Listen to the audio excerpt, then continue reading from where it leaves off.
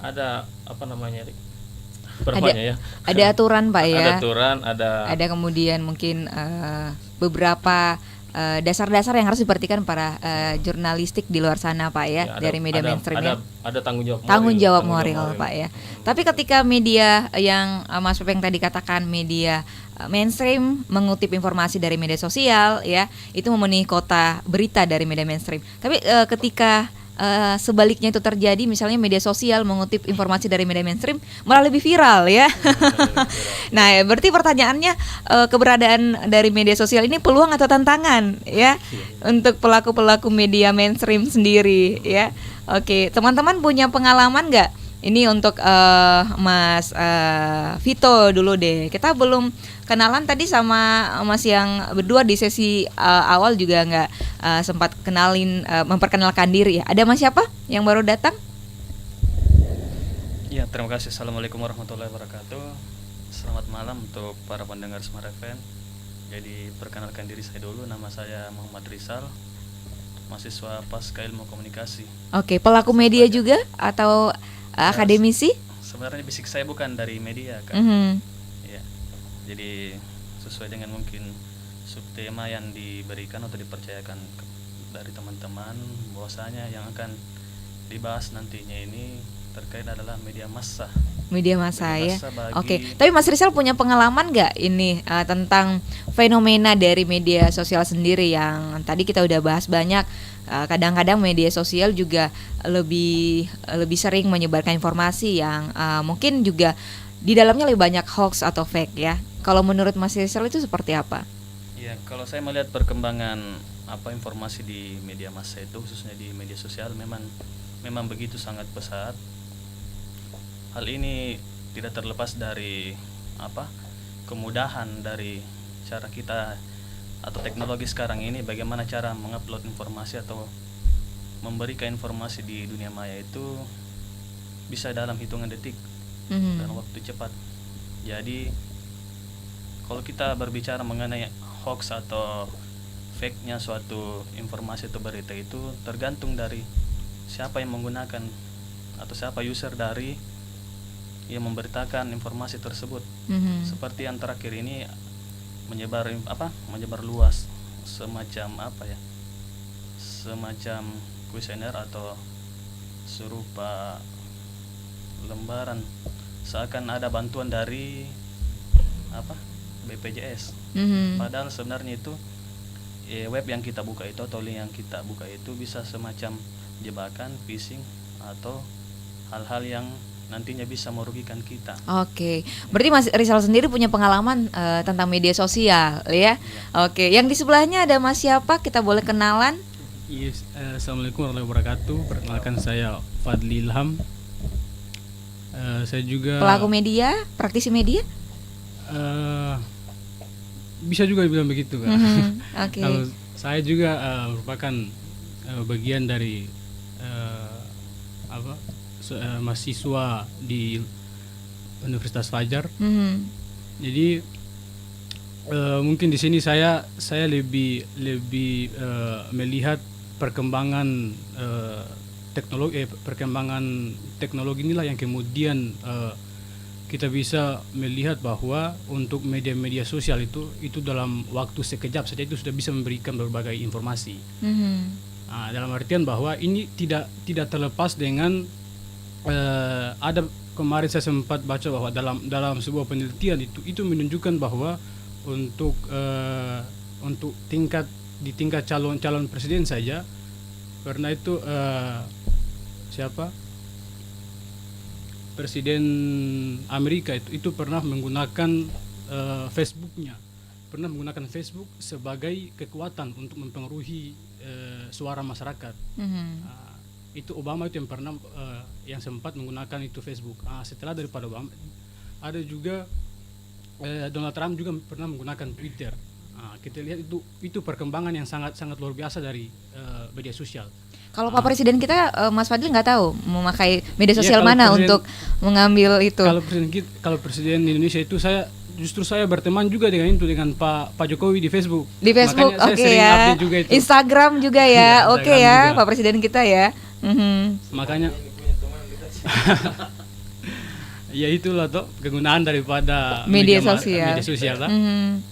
Makanya kalau saya ingin melihat juga bahwa dari sisi dari aspek kritis terhadap ekonomi politik media, ini sangat menjadi tadi seperti sudah disampaikan bahwa ini juga merupakan sebuah kebutuhan dan juga bisa jadi dia sebagai sebuah tantangan. Kenapa saya sebutkan sebagai sebuah tantangan? Kita tidak bisa pungkiri bahwa kita bisa melihat di media besar itu terdapat ada elit politik, elit penguasa, itu banyak yang punya media-media seperti itu. Artinya terlepas dari kita punya bahasa ketakutan jangan sampai ada intervensi yang berlebihan, tetapi untuk melihat media itu untuk memahami bagaimana permainan daripada ekonomi politik media, kita harus kasih perjelas dulu bagaimana keterbukaan daripada media itu sendiri. Integritas dan profesionalitas daripada media itu menjadi sangat penting untuk kemudian dikembangkan dan kemudian kita memberikan korelasi seperti tadi yang disampaikan bahwa ada benturan antara media apa tadi yang pertama media mainstream dan media sosial. Jadi kayak tadi Om Pepen juga sudah sampaikan bahwa kita tidak bisa pungkiri itu kalau untuk media sosial itu dia punya followersnya bahkan lebih tinggi. Followersnya bahkan lebih tinggi sehingga pengaruhnya untuk elit politik yang kemudian ingin menggunakan media sosial itu sering lebih banyak, bukan lebih banyak tapi ada sebagian yang kemudian menggunakan itu media sosial sebagai alat, sebagai instrumen untuk bisa meyakinkan masyarakat bahwa inilah merupakan elektabilitas daripada seorang elit politik itu sendiri. Oke, tapi ada tanggapan nggak dari teman-teman ketika di tahun 2017 ini media asing menyoroti Indonesia yang waktu itu pertama kali pengumuman pemilu ya untuk media mainstream sudah tidak mendapatkan kepercayaan publik karena media mainstream ini rata-rata punya kepentingan dari pemimpin itu sendiri. Nah akhirnya pada saat itu juga media sosial yang lebih banyak dilirik oleh media asing ya di tahun 2017 untuk mendapatkan informasi tentang pemilu. Mungkin ada tanggapan dari teman-teman? Jadi ini kan kepercayaan publik udah mulai bergeser ya, bahkan media asing di luar sana lebih percaya dengan media sosial. Ya, Menurut Mas Fadli? Kalau saya itu makanya tadi yang sudah saya sampaikan tadi bahwa integritas daripada media dengan jurnalismenya itu yang perlu diperkuat. Artinya sekarang ini kan sangat mudah orang kemudian membuka media terus ada berbagai perekrutan yang dilakukan tetapi tidak memberikan pelatihan, tetap langsung saja diterjunkan. Ini yang harus kita pertimbangkan baik-baik. Artinya tidak jadi persoalan untuk siapapun itu ketika mau berterjun di dalam punya peranan sebagai wartawan, sebagai jurnalis di media-media tertentu, tetapi kesadaran tadi itu harus perlu dihadirkan. Artinya kesadaran bahwa kehadirannya wartawan itu harus dia menjadi mata dan telinga daripada masyarakat. Sehingga apa yang kemudian ia memberikan pemberitaan itu berdasarkan dengan fungsi dan tanggung jawab daripada jurnalisme itu sendiri. Jadi kalau saya itu tadi sejak keterbukaan daripada media dengan jurnalismenya itu harus diperkuat integritas dan profesionalitasnya. Jadi mungkin itu. Kalau melihat gambaran Mas Fadli menerangkan, mungkin saya bisa lirik dan bisa nilai Mas Fadli adalah salah seorang jurnalistik ya. Auranya ini udah kelihatan di studio ya. Saya bukan, maksudnya saya memang dari awal juga tidak pernah berpikir untuk terjun di dalam dunia media ya. Seperti ini ya. Jadi mungkin maksudnya kalau saya atau secara subjektif mungkin karena ini memang jodoh saya, jadi saya kayak seakan-akan ikut juga berlarut dalam hal-hal seperti itu. Oke. Makanya di sini juga saya ingin kasih pertekankan lagi bahwa semua reporter itu tidak bisa pungkiri setiap penugasan dan apapun yang mereka lakukan itu tidak terlepas daripada penugasan dari atasnya. Di situ ujian yang paling besar seorang reporter itu di situ. Oke. Ini kalau dikuliti baik-baik gitu ya, ngeri-ngeri pembahasan kita ya. Ini sedap-sedap anyem gitu ya. Kalau misalnya, tapi kalau dinonton sama pimpinan juga nggak apa-apa Mas Fadli ya. Nggak apa-apa ya. Saya lebih akrab lagi. Aman ya. Oke. Makin seru perbincangan kita semua listeners malam hari ini. Aura studio juga makin sedikit mistis rasanya ya.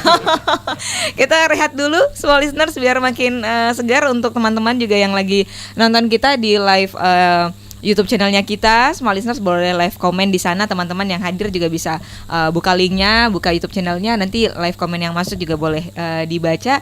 Nanti kita bergabung lagi semua listeners di untuk teman-teman komunitas forum komunikasi pasca sarjana di Smart Community setelah beberapa jeda komersial berikut ini. Terima kasih semua listeners, Anda masih bersama kami di spesial program Smart Community bersama komunitas forum komunikasi pasca sarjana. Jadi tadi kita belum ngobrol terlalu banyak tentang komunitas ini. Boleh mungkin di-non sedikit Pak Asdar mungkin ya. Komunitas ini, forum ini berdiri, misinya seperti apa? Kemudian sebenarnya sasarannya seperti apa sih? Tuh, mungkin mic-nya boleh. Mic-nya agak dideketin dikit. Oke, Pak. Sarjana komunikasi ya. Mm-hmm. Ya, memang ide ini muncul seiring dengan apa ya? Bisa dikatakan kita ini lebih banyak ketemu tapi tidak pernah ada di duduk dalam satu lembaga yang bukan juga terlalu resmi ya, tetapi paling tidak menggambarkan bahwa anak-anak komunikasi itu bisa bertemu dalam satu wadah, entah itu namanya wadah forum komunikasi pasca ataupun apapun namanya, tetapi paling tidak misinya itu adalah bagaimana teman-teman ini ada yang praktisi, ada yang memang masih ingin belajar tentang dunia komunikasi, sehingga di situ nanti bisa terjalin apa ya, semacam keakraban dia antara satu dengan yang lain. Jangan hanya menonton di kampus saja, tetapi bisa juga dijadikan sebagai platform atau contoh nanti ketika ada kegiatan kemanusiaan ataupun isu-isu tentang komunikasi kekinian. Nah, itu yang mungkin lebih pas kalau ada wadah di luar dari kampus yang bisa difasilitasi teman-teman ini untuk berdialog tentang isu-isu kekinian tentang komunikasi. Saya kira itu yang ingin saya sampaikan kepada kehadiran daripada forum komunikasi pasca sarjana ini. Karena biasanya kalau anak pasca sarjana itu lebih banyak sibuk-sibuk kerja, Pak ya. Ya. Jadi mungkin kalau ada forum ini lebih banyak bisa membuat satu forum mungkin Pak ya, kegiatan-kegiatan seminar seperti boleh. itu Pak ya.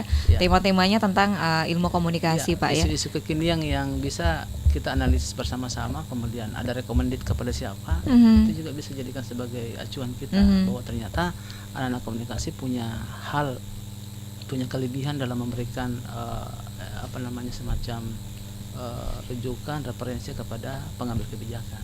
Ya.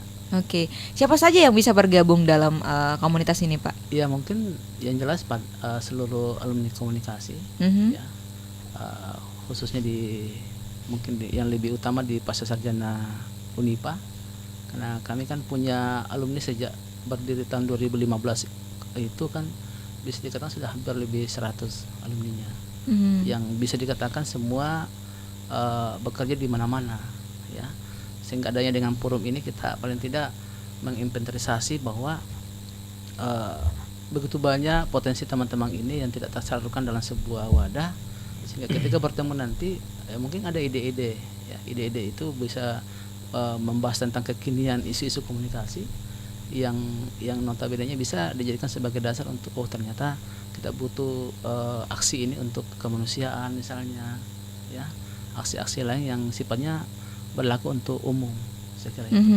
Oke.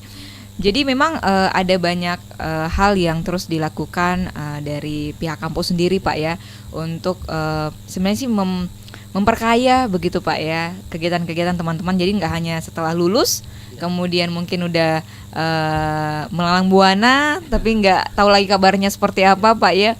Jadi memang forum ini hadir untuk merangkul teman-teman dari Pasca Sarjana Komunikasi Pak ya.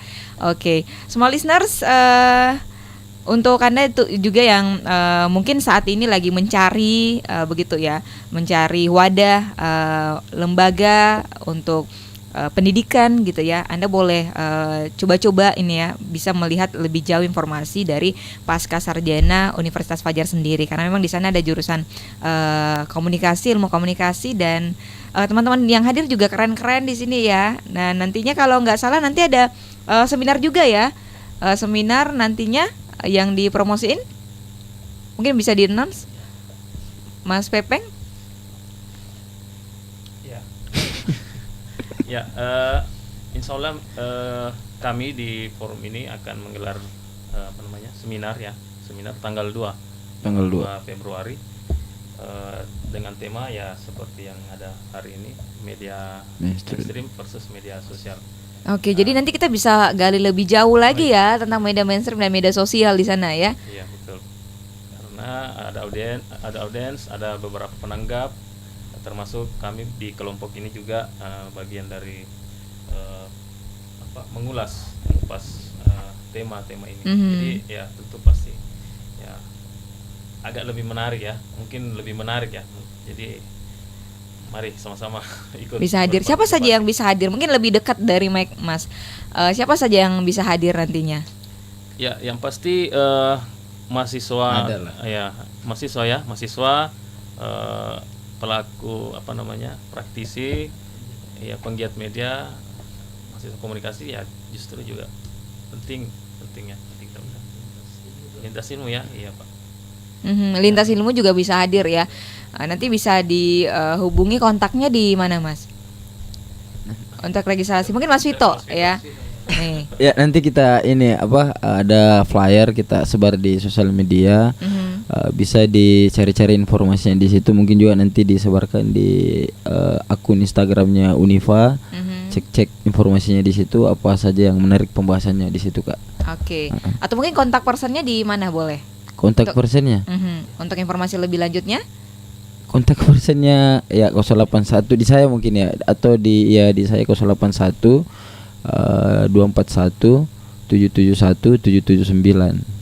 Oke, di 081 248 771 779. Jadi teman-teman dari lintas ilmu juga boleh, kemudian juga teman-teman dari praktisi media yang pengen tahu lebih jauh sebenarnya ya. Jadi kita sharing-sharing bareng di sana, bisa sharing-sharing bersama, sebenarnya belajar ya, bentuknya lebih banyak belajar. Kemudian kita lebih tahu fungsi peran dari media mainstream dan juga media sosial. Siapa saja yang bisa hadir, berarti mungkin pelaku media sosial seperti influencer, buzzer gitu ya, content creator bisa hadir juga ya di sana ya. Insya Allah kita bisa hadirkan Kak.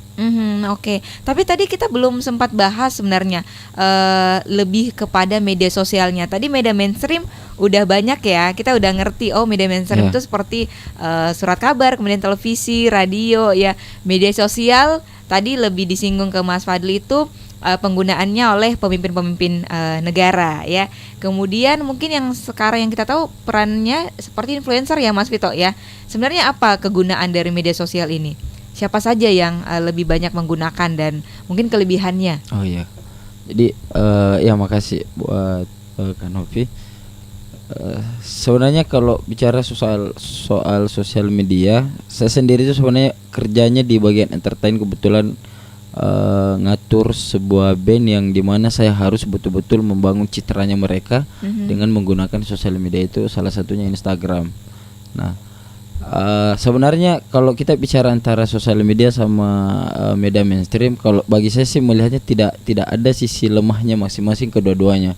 Cuman kalau melihat perkembangan saat ini, apalagi kita orang Indonesia cepat melata, artinya saat ini saya melihat kalau menganalisis bahwa masyarakat Indonesia itu apalagi zaman milenial, dia lebih senangnya visual yang lebih meriah gitu tampilannya. Nah makanya Instagram lebih menawarkan itu dibanding mungkin Facebook. Facebook sekarang tawarannya lebih banyak angkatan oldiesnya di situ, maksudnya info-info yang cenderung berat.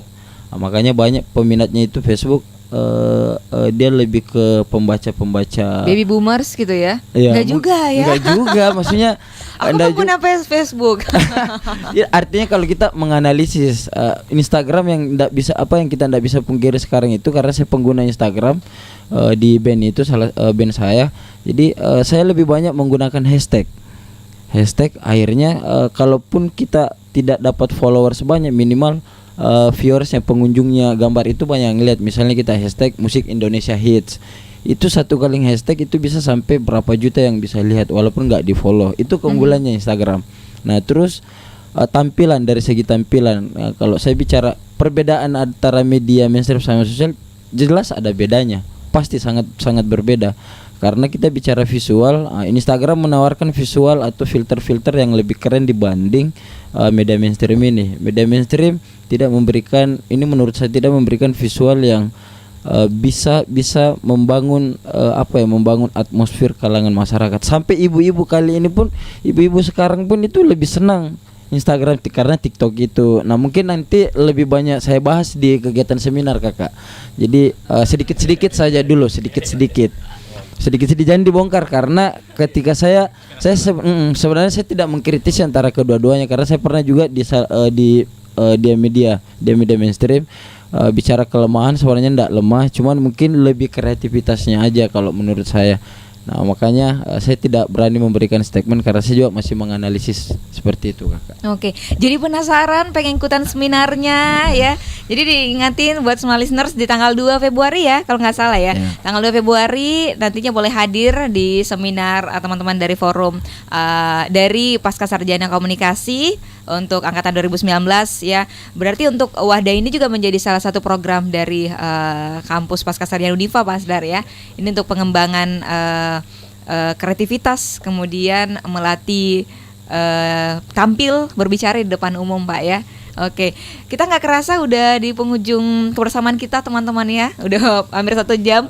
Mungkin yang terakhir Pak Asdar bisa closing statement untuk program kita di malam hari ini. Terakhir mungkin di-announce lagi Pak buat seminarnya. Oke, makasih banyak Mbak Novi. Jadi yang jelas saya bersyukur ya teman-teman dari mahasiswa komunikasi Pasca Sarjana Universitas Padjat telah bisa hadir, diberikan kesempatan. Ya tentu dari berbagai macam pekerjaan ya, ada praktisi, konten kreator, bahkan ada dari media juga ya. Jadi bisa dikatakan malam ini betul-betul komplit memberikan informasi sehingga nanti ke depan seminarnya lebih semarak lagi bila dihadiri oleh para audiens ya. Nah di malam hari ini juga izinkan saya selaku Ketua Prodi Magister Ilmu Komunikasi tahun ajaran 2021 ini kami membuka lagi mahasiswa baru untuk angkatan 2021, 2020, 2022 ya. Jadi pendaftarannya itu mulai dari bulan ini, bulan Januari sampai bulan Maret akhir. Maret akhir ya, Pak ya. Maret akhir. Alhamdulillah kami sudah punya beberapa mahasiswa dari di lintas Sulawesi. Karena apalagi sekarang kami masih menggunakan media belajarnya itu menggunakan media online ya, media daring, sehingga tidak ada hal yang membatasi kita untuk belajar secara daring. Oke. Ya. Dan itu sehingga teman-teman di luar sana yang ingin bergabung dengan kami maka bisa datang ke kampus kami di Unifa Jalan Profesor Abbas Salama dulu Resin Center ya. Atau bisa juga mengunjungi situs-situs atau web yang resmi dari Unifa. Secara begitu saja Mbak. Siap ya. Thank you banget buat Pak Asdar dan teman-teman yang lain, buat Mas Pepeng, Mas Rizal, Mas Fadli dan juga Mas Vito ya. Udah hadir di studio, penasaran tentang topik mereka, langsung bisa hadir juga semua listeners nantinya di tanggal 2. Informasi lebih lanjutnya juga boleh kepo di website dari Pasca Sarjana Unifa atau unifa.ac.id. Anda boleh tahu informasinya di sana seperti apa tentang Magister Komunikasi di Unifa ya. Kita pamit ya teman-teman, sukses terus terutama untuk seminarnya. sukses ya. Dan jangan berhenti sampai di situ, kalau bisa juga buat kegiatan lagi ya yang tentunya mendatangkan topik-topik atau tema-tema yang lebih seru lagi ya. Semua listeners, saya pamit undur diri dari ruang dengar Anda. Semoga malam hari ini juga program Smart Community bisa terus menginspirasi Anda. Saya Devika Andrea yang bertugas pamit undur diri. Selamat malam, sukses untuk Anda.